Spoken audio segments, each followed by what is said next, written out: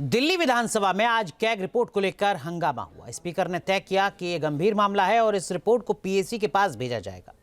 इस बीच बीजेपी विधायकों ने नजफगढ़ समेत कई और जगहों के नाम बदलने का भी प्रस्ताव दिया है।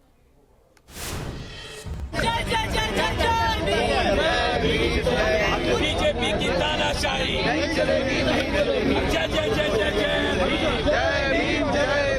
हंगामा ही हंगामा है।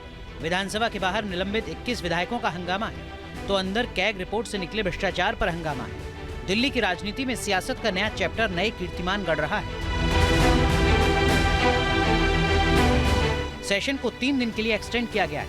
आबकारी नीति पर कैग रिपोर्ट ने पिछली सरकार को बेपर्दा किया है। भ्रष्टाचार के छींटे आम आदमी पार्टी के दामन को और दागदार करते जा रहे हैं। वार पलटवार जोरदार है।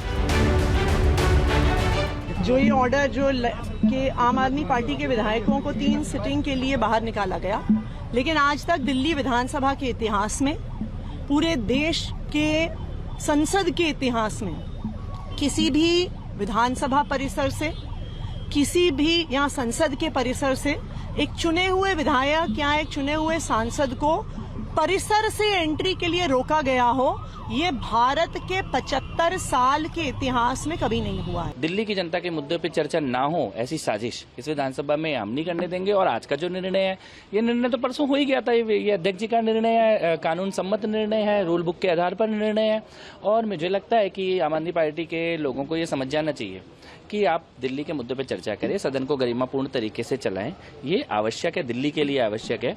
ये अब उसी स्टाइल से अगर चलाएंगे कि यहाँ पे आएंगे तमाशा करेंगे तो संविधान के जो भी नियम होंगे वो लागू किए जाएंगे। कैग रिपोर्ट बीजेपी सरकार का वो पहला हथियार है जिसका इस्तेमाल आम आदमी पार्टी पर पुरजोर तरीके से किया जा रहा है। बात जांच कराने तक जा पहुंची है तो विपक्ष पूरी रिपोर्ट को कटघरे में खड़ा कर रहा है। सेशन तो जैसे बढ़ता है वैसे ही बढ़ेगा। और वो सस्पेंड क्यों है, उनसे सवाल पूछिए आप, क्यों सस्पेंड हुए हैं? अगर सदन में अराजकता करेंगे, सदन को चलने नहीं देंगे, भीमराव अंबेडकर जी के सिद्धांतों को तार तार करेंगे तो अराजकता से तो सदन नहीं चलेगा। और किस बात पर वो कर रहे हैं? आपके पास कैमरा में, सब कैमरामैन को बोलता हूँ, मुख्यमंत्री के कक्ष में भगत सिंह जी का भी चित्र है, भीमराव अंबेडकर जी का भी चित्र है, और वो हल्ला मचा रहे हैं कि चित्र नहीं है। तो ये सवाल उनसे पूछिए, हमसे पूछने की बजाय। आपने हमारे 21 विधायकों को बाहर कर दिया और ऐसा मौका आया जब आप खुद स्पीकर साहब जो है विजेंद्र गुप्ता जी टेबल पे खड़े हो जाते थे। हमने उनको कभी भी विधानसभा के परिसर से बाहर नहीं किया। तो उन्होंने रूलिंग पढ़ के बताया उसमें पार्क कहीं नहीं है, उसमें जो बाहर का फाउंटेन है वो कहीं नहीं है। उन्होंने बताया कि साहब विधानसभा है, जो एमएलएज को रूम अलॉट्स होते वो हैं, जो मीटिंग्स रूम है वो हैं, उनके रास्ते हैं। तो बाहर का पार्क तो नहीं है, बहुत सारी चीज़ें नहीं हैं। तो ये गलत किया है इन्होंने, आज जो है परिसर से बाहर किया। मैंने ये मुद्दा उठाया, उन्होंने गलत बयानी वहाँ की है। एक बात समझ लीजिए, नई सरकार का एजेंडा एकदम साफ है। दिल्ली को वर्ल्ड क्लास बनाएंगे, हर चीज को बेहतर करने की गारंटी है। शुरुआत गांव और मोहल्लों के नाम बदलने के साथ की जा रही है। विधानसभा में नजफगढ़ का नाम नाहरगढ़ और मोहम्मदपुर का नाम माधवपुर रखने का प्रस्ताव आया है। गुलामी की निशानी को अब नए नामों से मिटाने की तैयारी है। देखिए, नजफगढ़ हमारे जो दिल्ली प्रांत है, एक दिल्ली देहात का छोटा सा हिस्सा है जिसमें हरियाणा के 3 बॉर्डर लगते हैं और प्राचीन काल में बड़ी अहम नजफगढ़ भूमिका निभाई है। तो आज जब मुझे सदन में जाने का मौका मिला, बात रखने का मौका मिला, तो मैंने अपना पहला नजफगढ़ का नाम नाहरगढ़ होना चाहिए इस मुद्दे को उठाया है।